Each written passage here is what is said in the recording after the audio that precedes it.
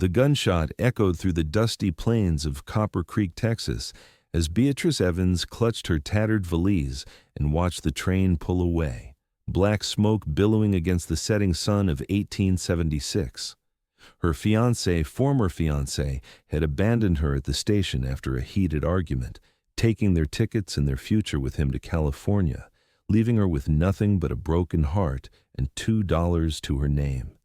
Tears stung her eyes as she sank onto her trunk, the wooden platform of the remote station, empty except for a station master who'd already given her a pitying look before retreating to his office. Night would fall soon, and with it the dangerous uncertainty of being a woman alone in an unfamiliar town. "You've been sitting there for nearly 2 hours, madam," came a deep voice behind her. Beatrice turned to find a tall man with broad shoulders and sun-weathered skin watching her. His dark hat shaded piercing blue eyes, and the badge pinned to his vest caught the last light of day. She quickly wiped away her tears, embarrassed to be caught in such a vulnerable state. "I'm waiting for someone," she lied. The man's expression softened as he approached, boots kicking up dust. "No, you're not." Beatrice swallowed hard. "I beg your pardon?" "I've been watching you. Train's long gone and nobody's coming for you." He knelt down to meet her gaze. "Name's Sheriff Ronan Vance, and whoever left you here did you a terrible wrong." The kindness in his voice nearly broke her composure again. "My fiancé. Ex-fiancé. Her voice cracked. The sheriff offered his handkerchief. "Then you'll never wait alone again," he said firmly, his words carrying a promise that seemed impossible, yet somehow inevitable. Beatrice hesitated before taking the handkerchief. "You don't even know me, Sheriff. I know enough to see a good person in trouble." He stood and picked up her trunk with surprising ease. "Town's got a decent boarding house run by Mrs. Holloway. She's fair and doesn't ask many questions." "I have very little money," Beatrice admitted. "First night's on me. After that, well, this town could use a schoolteacher if you've got any learning." Beatrice straightened her shoulders. "I taught for 3 years in Boston before Charles convinced me to come west with him." Something like approval flashed in Sheriff Vance's eyes. "Then perhaps it's Copper Creek that's the fortunate one today, not that fool who left you behind." As they walked toward town, Beatrice felt something unexpected flutter in her chest, not hope exactly, but perhaps its distant cousin. The boarding house was a 2-story structure with white paint peeling at the corners, but clean curtains in every window. Inside, Mrs. Holloway proved to be a sturdy woman with sharp eyes that evaluated Beatrice thoroughly before nodding at the sheriff. "Another stray, Ronan?" she asked, though her tone lacked judgment. "Miss Evans needs accommodations while she considers a teaching position," he replied, setting down the trunk. Mrs. Holloway raised an eyebrow. "We haven't had a proper teacher since Mr. Franklin took ill last winter." She turned to Beatrice. "Can you handle a room full of ranch children who have been running wild for months?" "I taught 30 children of dock workers and merchants in Boston," Beatrice replied with more confidence than she felt. "I imagine the principles remain the same regardless of geography." This earned a rare smile from the older woman. "Room 4 is available. Supper's in 20 minutes. Sheriff Vance tipped his hat. "I'll speak to Mayor Thompson tomorrow about the teaching position. Rest tonight, Miss Evans. Things have a way of looking different after a good night's sleep." After he left, Mrs. Holloway showed Beatrice to a small but clean room with a narrow bed and a window overlooking the main street. "He's a good man, the sheriff," Mrs. Holloway said casually. "Lost his wife to fever 5 years back. Hasn't looked at another woman since. Until today." Beatrice felt her cheeks warm. He was simply being kind. "Ronan Vance is always kind, but he doesn't normally escort ladies to my establishment personally." With that cryptic statement, Mrs. Holloway left her alone. Beatrice unpacked her few belongings, hanging up her second dress to release the wrinkles. She washed her face in the basin, trying to scrub away the humiliation of being abandoned. Charles had seemed so perfect in Boston, handsome, ambitious, with dreams of starting a business in San Francisco. She'd given up everything to follow him, only to discover during their journey that his charm masked a selfish cruelty she hadn't perceived before. Their final argument had erupted when she'd questioned his gambling away half their savings in a train car card game. His parting words still stung. "You're too rigid for the West, Bea. Too proper. You'll never survive out here." At supper, Beatrice found herself at a large table with 6 other boarders, 2 elderly sisters, a young bank clerk, a widow who worked at the general store, and a married couple who ran the town's only restaurant. They welcomed her warmly, offering advice about Copper Creek and expressing excitement about having a teacher again. The next morning, Sheriff Vance arrived as Beatrice was finishing breakfast. "Mayor Thompson wants to meet you. The town council's prepared to offer $15 a month plus room and board for a teacher." It was less than she'd earned in Boston, but Beatrice had few options.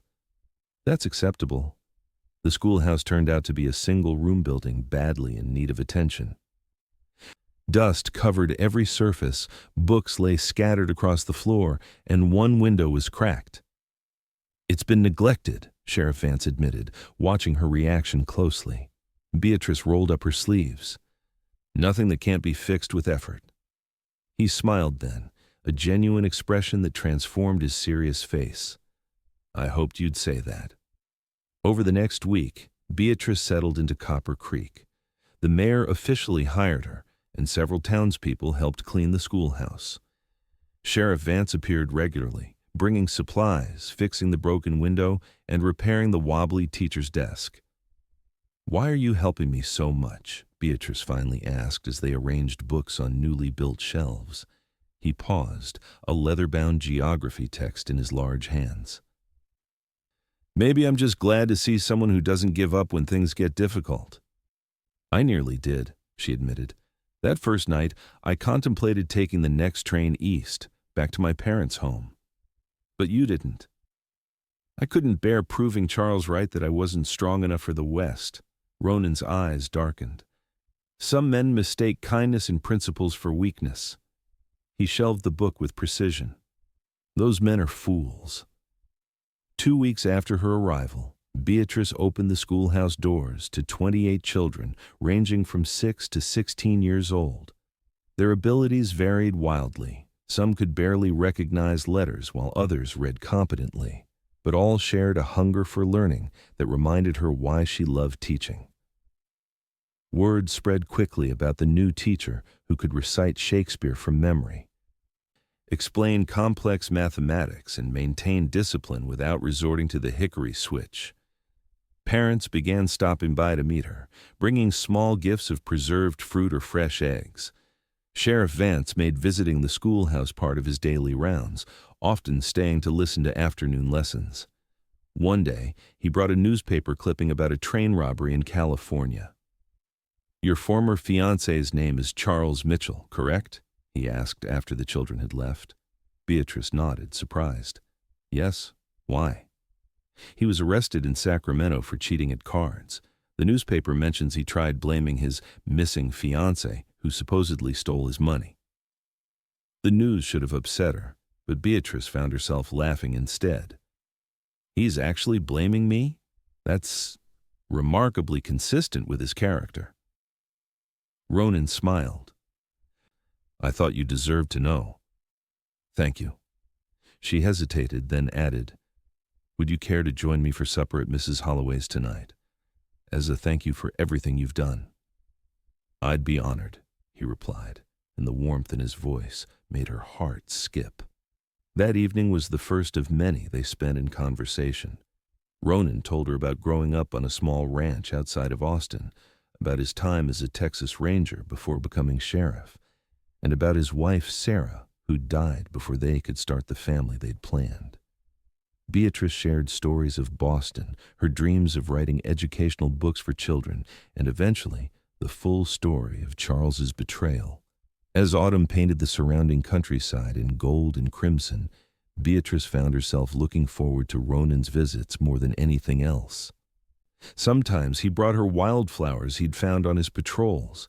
Other times, new books that arrived on the stagecoach, Their conversations extended into long walks along the creek as the weather cooled. "The harvest dance is next weekend," Ronan mentioned one Sunday afternoon as they strolled past the watermill. "Would you consider attending with me?" Beatrice felt a flutter of excitement. "As the sheriff and the schoolteacher, you mean?" He stopped walking and turned to face her. "No, Bea, or as a man asking a woman he admires greatly." The directness of his statement took her breath away. "I would like that very much." The night of the dance arrived, and Beatrice wore her best dress, a deep blue that complemented her auburn hair. Mrs. Holloway helped style her hair, twisting it into an elegant arrangement with a few curls framing her face. "You look lovely," Ronan said when he arrived to escort her, his usual sheriff's attire replaced by a dark suit that emphasized his broad shoulders. The town hall had been transformed with lanterns and autumn decorations. Nearly everyone in Copper Creek attended, from the youngest children to the oldest residents.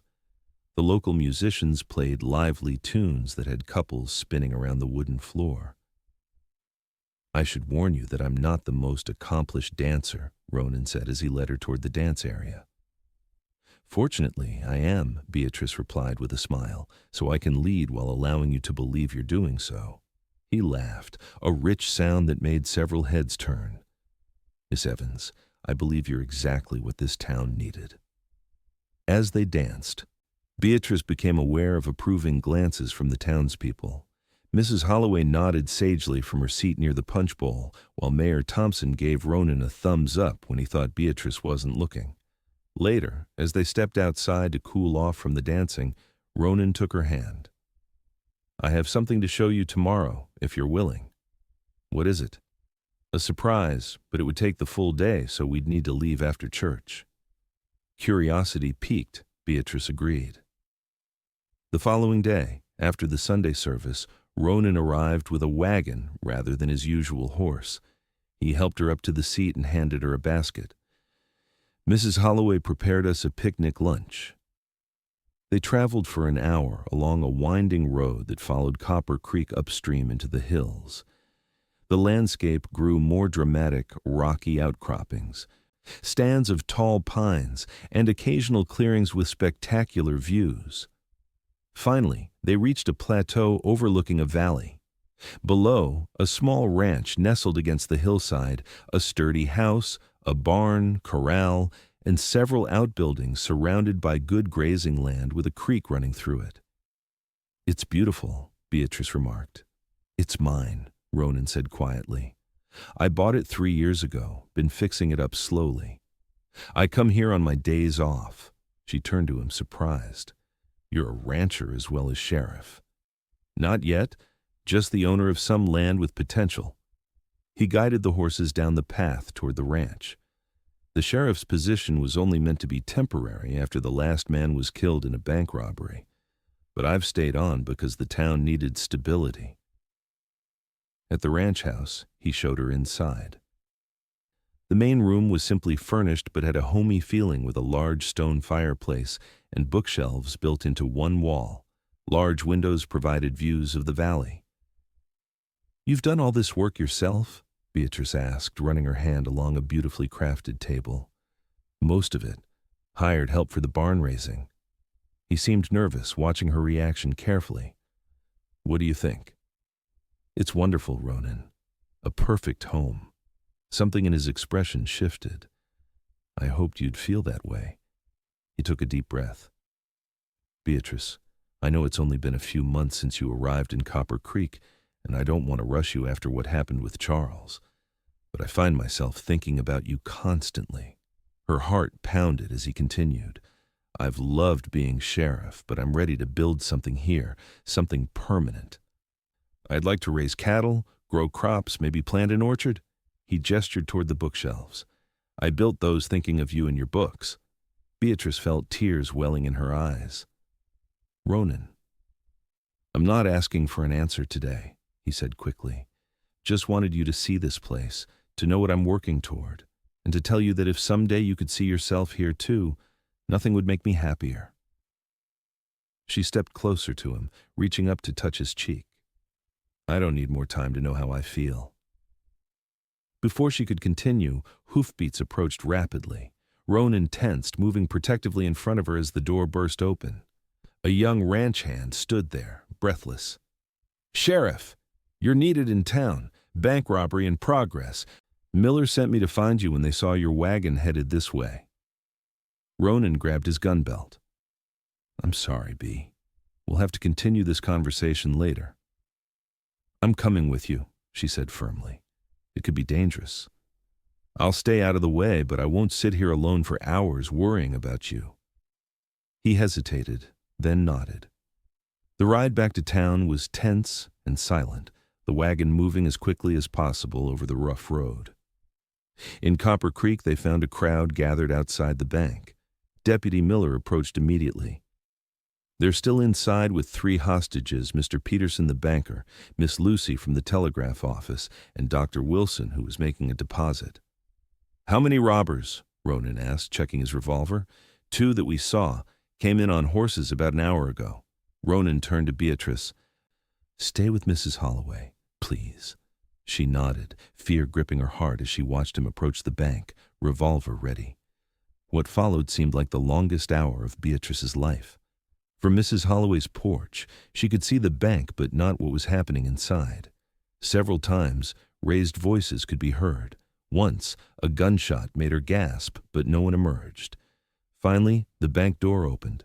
Dr. Wilson appeared first, supporting Miss Lucy, who looked pale but unharmed. Behind them came Mr. Peterson, and then, to Beatrice's immense relief, Ronan, marching 2 men with their hands bound. The crowd erupted in cheers as the deputy took charge of the prisoners. Beatrice rushed forward, propriety forgotten as she threw her arms around Ronan. "You're safe," she whispered against his chest. His arms tightened around her. "I had something important to come back for." That evening, after the robbers were secured in the jail and statements taken from witnesses, Ronan and Beatrice sat on Mrs. Holloway's porch swing. "Today made me realize something," Beatrice said, her hand in his. "Life is unpredictable and sometimes dangerous out here. I don't want to waste time being cautious with my heart when I already know what I want." Ronan's eyes never left hers. "And what is it you want, B?" "You. The ranch. A life built together." She smiled. "When I was left at that station, I thought my future had been stolen from me. I never imagined that was actually the moment my real future began." He leaned forward to kiss her gently. "Then you'll never wait alone again," he repeated his words from their first meeting. "Because I'll be right beside you for the rest of our days." They were married 2 weeks later in the town church, with nearly all of Copper Creek in attendance. Mrs. Holloway cried openly, claiming allergies when teased about it. Mayor Thompson gave a speech about how the town had gained a teacher but would soon lose its sheriff, though he understood why ranch life with Beatrice would be preferable to chasing outlaws. They moved to the ranch after Christmas. Once Beatrice had found and trained a new teacher, a young woman from Denver with a similar passion for education. The town presented them with a wagon full of gifts, including a handmade quilt, kitchen supplies, and 2 fine horses. The first year on the ranch brought challenges. A late frost damaged their initial planting. Wolves threatened the small herd of cattle Ronan had purchased, and the roof leaked during spring rains. But they faced each problem together, Ronan's practical skills complementing Beatrice's determination and organizational abilities. By their first anniversary, the ranch had begun to prosper.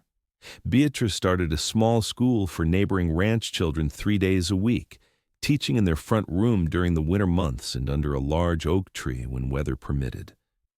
Ronan's cattle herd grew, and his reputation for fair dealing spread through the region. On cool evenings, they would sit on their porch watching the sunset, talking about their day or reading aloud to each other. Sometimes Ronan played the harmonica, while Beatrice sang songs she remembered from childhood. "Do you ever regret it?" Ronan asked one night as they watched a meteor shower paint streaks across the dark sky. "Coming west with Charles, I mean. If you had stayed in Boston, you might have had an easier life. Beatrice considered the question seriously. I believe we end up exactly where we're meant to be, even if the journey takes unexpected turns. She rested her head against his shoulder. Being abandoned at that station was terrifying, but it led me to you. I wouldn't change that outcome for anything in the world. In their second year of marriage, their son James was born a strong, healthy boy with his father's blue eyes and his mother's curious nature.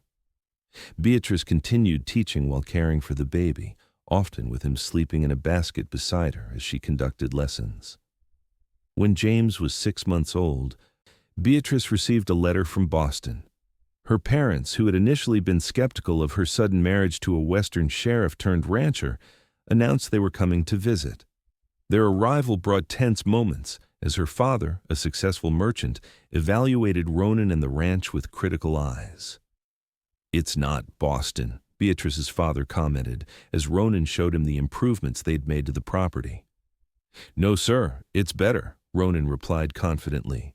"Out here, a person is judged by their character and actions, not their family name or social connections." Over the 2-week visit, Beatrice watched as her parents gradually warmed to her new life. Her mother fell in love with little James, while her father and Ronan discovered a shared interest in agricultural innovations. When they departed, her mother hugged her tightly. "You were right to stay," she whispered. "You've built something wonderful here."